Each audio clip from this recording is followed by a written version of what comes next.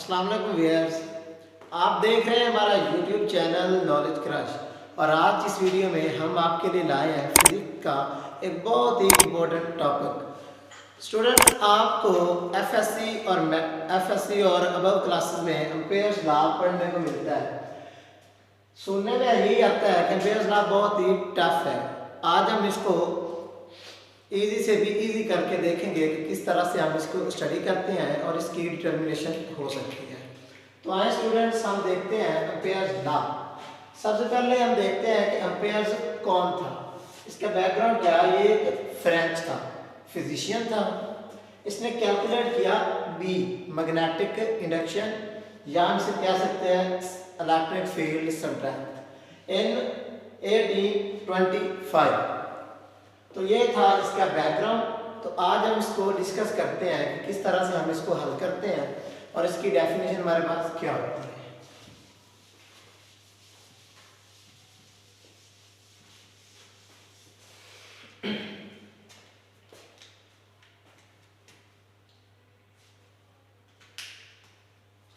आज स्टूडेंट्स, हम जानते हैं कि सबसे पहले इसने क्या किया था। इसने, जैसे कि हम जानते हैं कि as we know magnetic induction B. अब ये बी हमारे पास क्या होती है, मैग्नेटिक इंडक्शन होती है जो वाइज में पैदा होती है। जैसे कि हम सभी जानते हैं कि इलेक्ट्रिक फील्ड तब हमारे पास पैदा होती है जब मैग्नेटिक करंट चेंज हो रहा होता है। और इसी तरह से जब इलेक्ट्रिक करंट चेंज होता है तो हमारे पास मैग्नेटिक फील्ड पैदा होती है। तो मैग्नेटिक फील्ड को हम बी से रिप्रेजेंट करते हैं, तो ये हमारे पास आ गया मैग्नेटिक फील्ड बी। इसको हम फ्लक्स डेंसिटी का भी नाम देते हैं, flux density.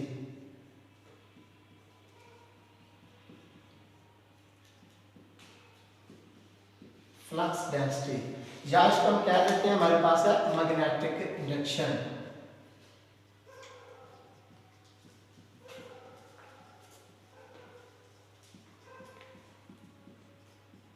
Magnetic induction, electric field कह सकते हैं हम इसको, सॉरी मैग्नेटिक फील्ड।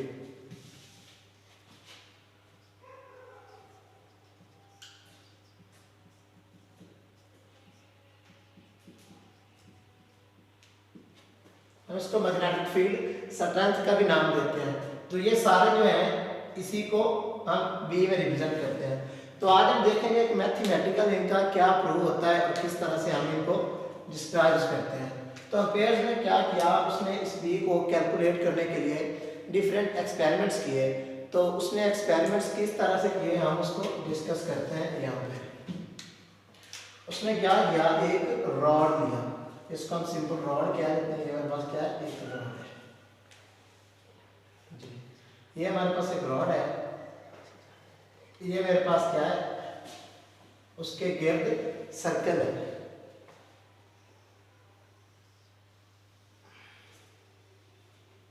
इसको थोड़ा सा बड़ा कर लेते हैं जो इसमें से पास कर जाए। अब क्या हुआ, इस रॉड में करंट आई, जिसको हम आई का नाम देते हैं, ये करंट इसमें है। अब उसने क्या किया कि इसमें से करंट पास करवाया। अब हुआ क्या, जब उसने करंट को पास करवाया तो इसके गिर्द मैग्नेटिक फील्ड या मैग्नेटिक इंडक्शन जो है बी, वो पैदा हो गई। अब क्या हुआ, इस तरह से यहाँ पे हमारे पास बी क्रिएट हो गई और इस चीज को हमने आर कह दिया।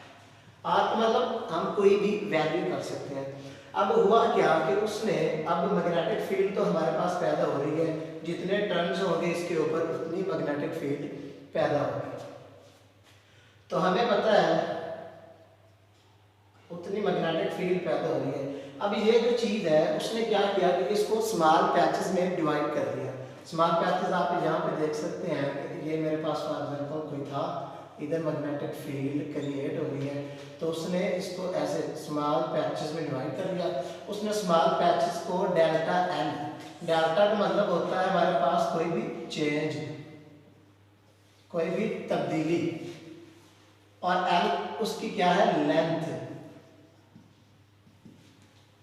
तो ये हमारे पास एक स्मॉल पैच है, डेल्टा उसको चेंज का नाम हम देते हैं और एल उसकी क्या थी, लेंथ। तो इस तरह इसको उसने कई पैचेस में डिवाइड किया हुआ था इस तरह से। ये स्मॉल पैचेस हैं और हर पे क्या बन रही है, ये ऐसी डेल्टा एल बन रही है।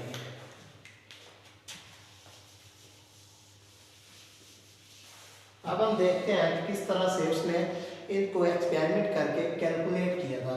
उसने क्या किया कि इनके दरमियान में जितने भी पैचेस हैं, फॉर एग्जाम्पल मैं क्या देखता हूँ कि मेरे पास n पैचेस हैं।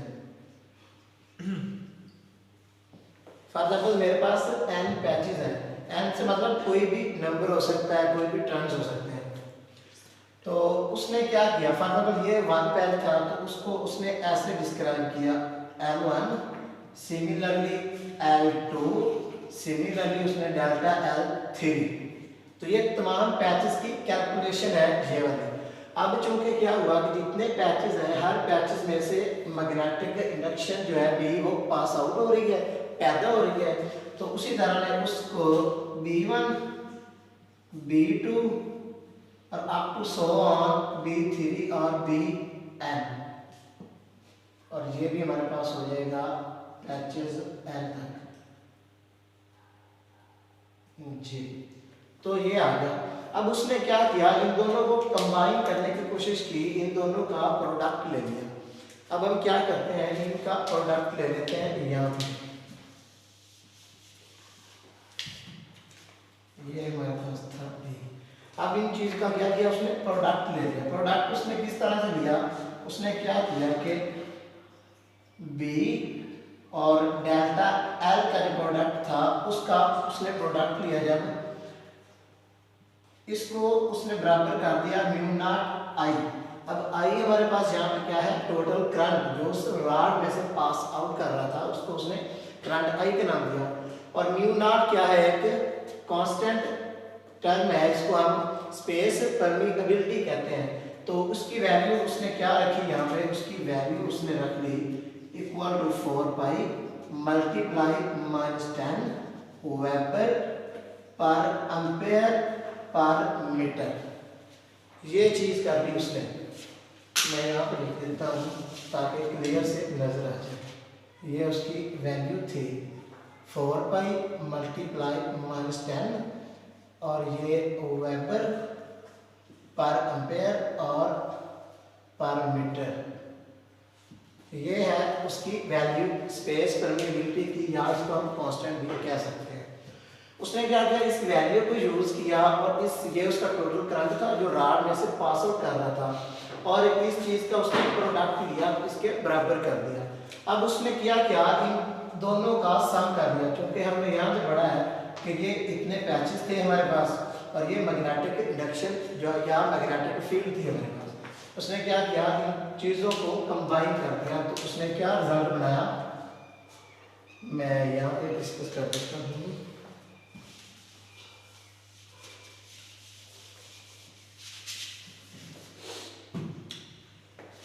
तो उसने क्या किया, B dot L equal to mu not और I। अब इसकी वैल्यू तो हमारे पास यहाँ पे है। I क्या था, हमारे पास टोटल करंट था जो रॉड में से पास आउट कर रहा था, और ये डेल्टा L है तमाम पैचेस की लेंथ, और ये B हमारे पास मैग्नेटिक फील्ड है। तो उसने इन सारे पैचेस को और मैग्नेटिक फील्ड का जो सम था उसको जमा किया। तो हम यहाँ पे सिग्मा का जो सिंबल है वो अप्लाई करते हैं, और यहाँ पे हम R इज इक्वल टू 1 और अप टू N। अब R इज इक्वल टू 1 का मतलब क्या है कि R हमने पढ़ा था उसकी वैल्यू है।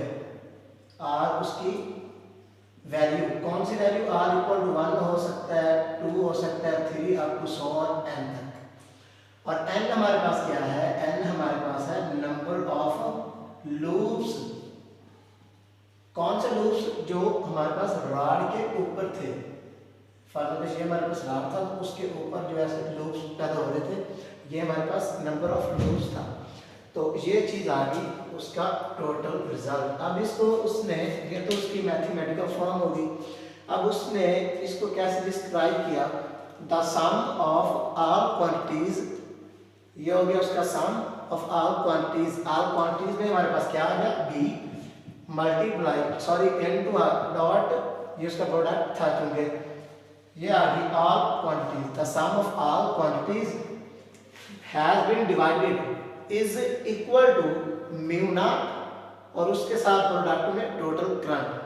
तो इस पूरे ये थी उसकी एग्जैक्ट वैल्यू जो उसने डिस्क्राइब किया था इस बी के लिए।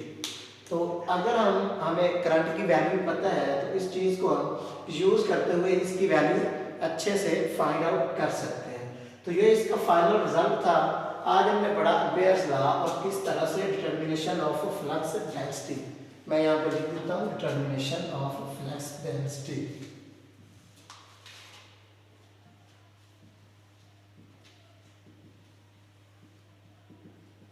Determination of flux density B.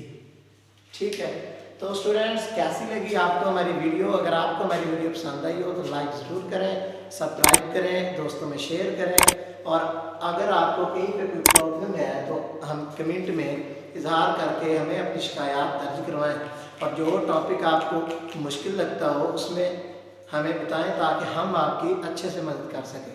अपना ख्याल रखिएगा। अल्लाह हाफ़िज़।